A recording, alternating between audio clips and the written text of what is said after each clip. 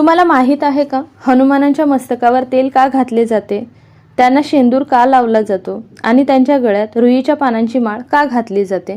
काय आहेत यामागील कथा? तर चला जाणून घेऊया. दर शनिवारी हनुमानांच्या मस्तकावर तेल घालतात. त्यासंबंधी अशी एक कथा सांगितली जाते की इंद्रजिताने सोडलेल्या संहारक शक्तीमुळे लक्ष्मण मूर्छित होऊन पडला होता.